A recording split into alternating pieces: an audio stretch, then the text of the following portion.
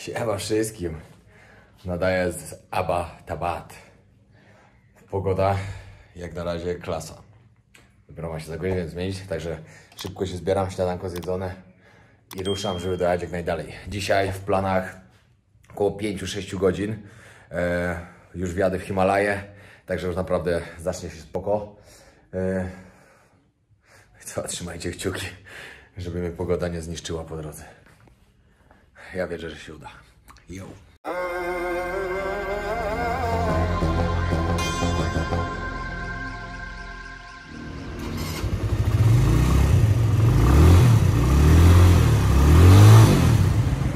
Sprawdziłem trasę. Mam dokładnie 145 km, a pokazuje 5-6 godzin. Także niezła trasa będzie. Zaczynam.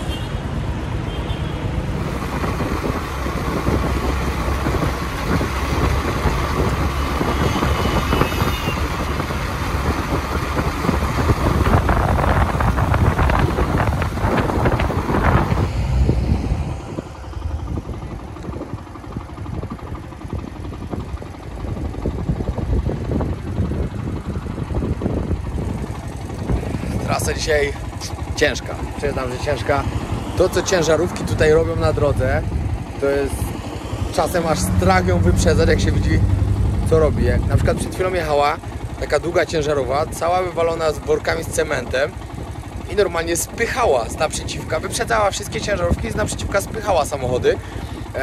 I to naprawdę spychało, wierzcie mi, bo wszystkie musiały zjeżdżać totalnie na pobocze, zjeżdżać z drogi. Nie wiem, czy po prostu nie mogła wyhamować, czy co, ale nie wyglądało to dobrze, uwierzcie mi. Nawet bardzo źle.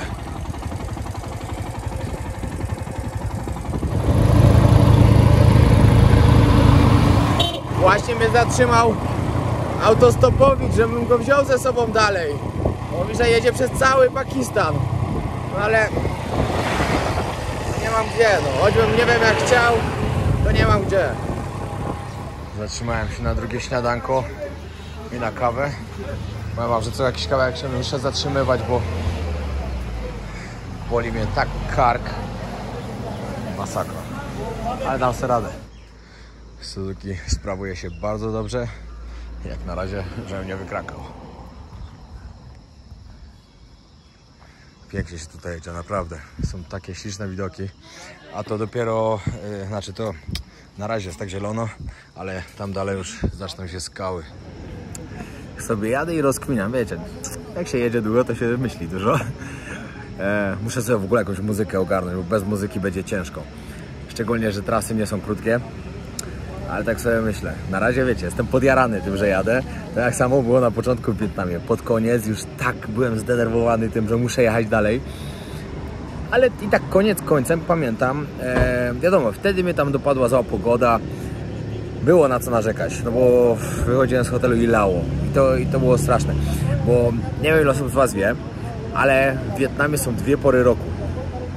Jeżeli ja zacząłem od południa, tam było lato, było naprawdę bardzo gorąco. Zacząłem od Ho Chi Minh, czyli od Saigonu. To na przykład na górze, na północy, w okolicach Hanoi, no w Hanoi jeszcze nie było źle, w Hanoi była fajna pogoda, ale tam wyżej już była pora deszczowa i tam już padało. Oni mówią, że to zima, że tam i tam. Jak się jechało, to z biegiem się zmieniała ta pogoda. No i tam właśnie dopadła taka zła i to było słabe na maksa. Ale myślę, że tu powinno być dobrze. Jestem dobrej myśli. Szczególnie, że za jakiś czas czeka mnie kolejna wyprawa na motocyklach. Na Sri Lankę lecę i tam będę podróżował z Filipem.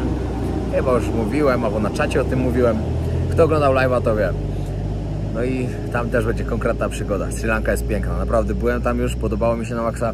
Cieszę się, że to zrobimy, także pozdrawiam Filip i dzięki wielkie za tą propozycję.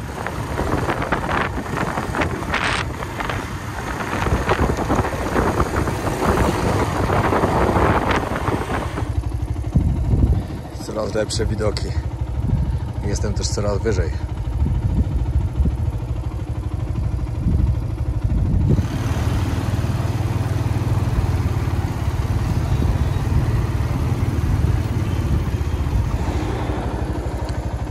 Znowu konkretny widok. Chciałem tutaj dronem polecieć, ale zorientowałem się, że znowu nie wyciągnąłem karty SD. żeby przepakowywać cały plecak, to nie ma szans, jedynie w hotelu.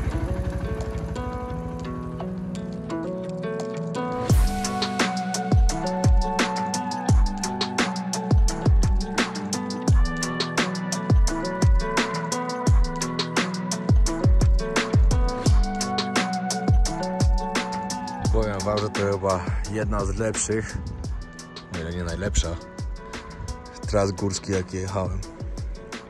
Fajnie idzie cały czas ta droga. Cyk, cyk, cyk, cyk. Tam.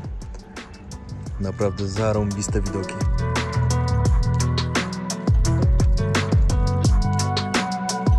Naprawdę ta trasa to mi się tak z Wietnamem kojarzy, bo właśnie w Wietnamie się jeździło takimi trasami.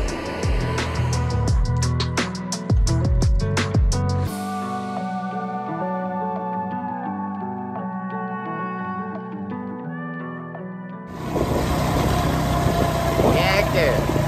Serio! Jakaś afera w górach, nie wiem co się stało. Ale zablokowana cała droga.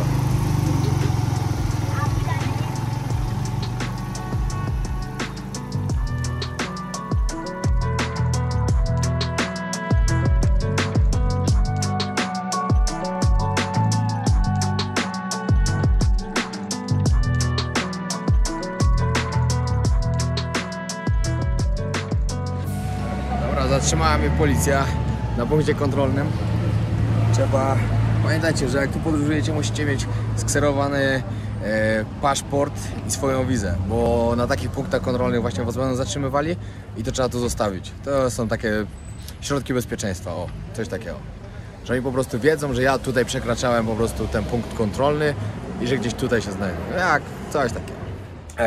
No i panowie tutaj spisują moje papiery, mówią, że się nie martwił, bo kazali mi tutaj przyjść, żebym się nie martwił, że to tylko właśnie względem bezpieczeństwa mojego i żebym się przygotował, że co chwila tak będzie. Także luzik. No i już sobie opowiadamy właśnie jak tutaj jest i tak dalej, że ta strona Pakistanu jest najładniejsza. Oczywiście zarekomendowali mi wszystko. Wiadomo, tam gdzie się mieszka zawsze jest niby najlepiej. Ale nie, to o tym mi bardzo dużo osób mówiło, że właśnie północna część Pakistanu jest pod względem natury najpiękniejsza. No, tyle. Zostawili sobie tą kopię. Powiedzieli, baw się dobrze. Do zobaczenia za tydzień, jak będziesz wracał. Bo zatrzymają mnie tutaj znowu. Na pewno, żeby sprawdzić.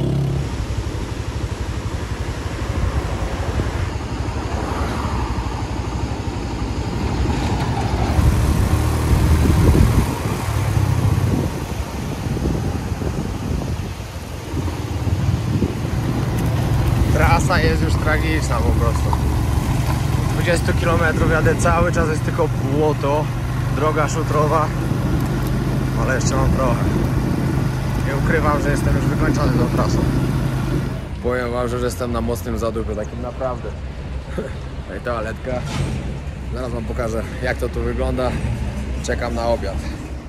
Tutaj sobie sadzam wszystko, tutaj rybki, bo tutaj można zjeść typowo strąga. Widoki są piękne. Pogody dzisiaj nie ma takiej jako takiej. 2 razy mi już tam złapał lekki deszcz, ale i tak jest dobrze. Pokażę wam tą miejscówkę, co się zatrzymałem, żeby sobie tutaj zjeść. Kurczę, mam taką dziwną akcję w żołądku. Taki skurcz całego żołądka dzisiaj. Jak w pierwszy dzień mnie trzymało po prawej stronie, wczoraj było trochę lepiej, a dzisiaj znowu jest źle. Nie wiem, czy jakąś bakterię mam, czy coś. No i to, że to tak sobie przepływa rzeka, to jest normalna akcja. Takie coś to co kawałek było.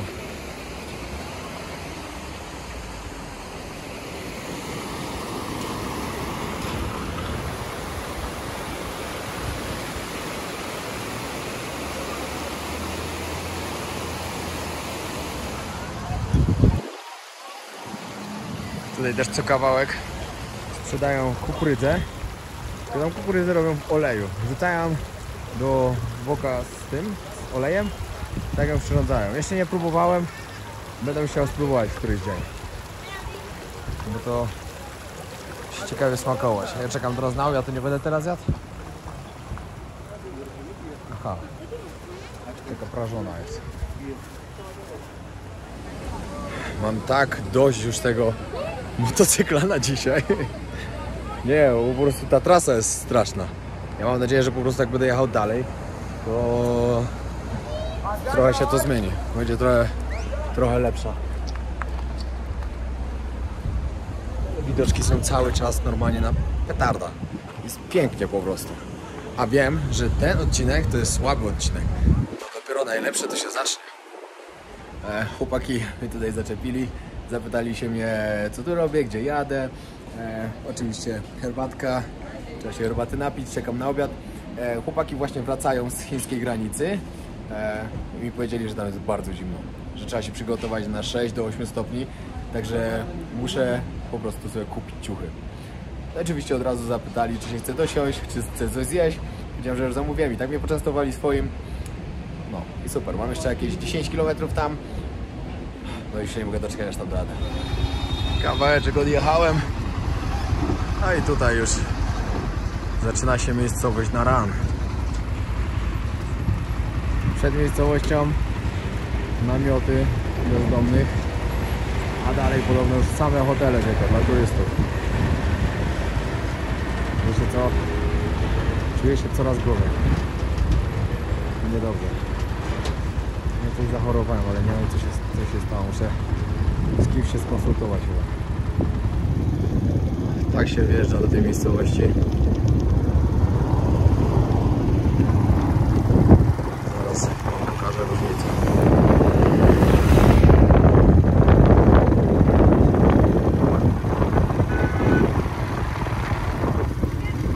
Tutaj zaczyna się bardzo dużo psików, pewnie stąd odjeżdżają.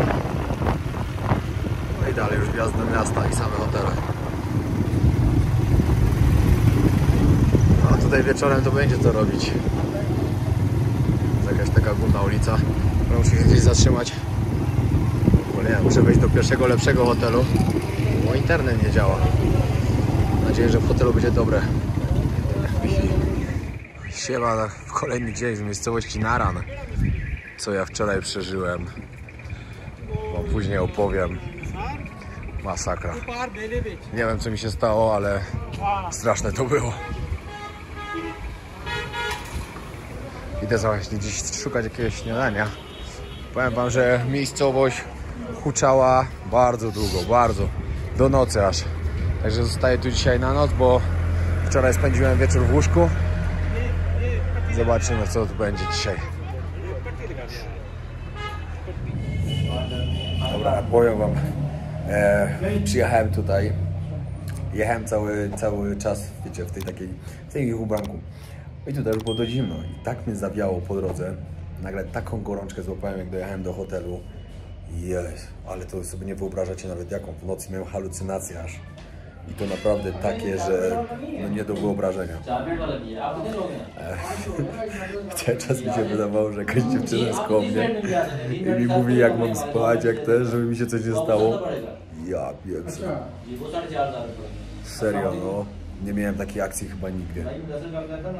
Bardzo dziwne to było. Dobra, na sam koniec chciałbym was jeszcze zaprosić do Adama z raportu z państwa środka. Z Adamem znam się osobiście. Adam jest z Kambodży. No i co, zobaczcie jego zapowiedź, wbijajcie. I co, jak wam się podoba, zostawcie subskrypcję, dzwonek, dalej.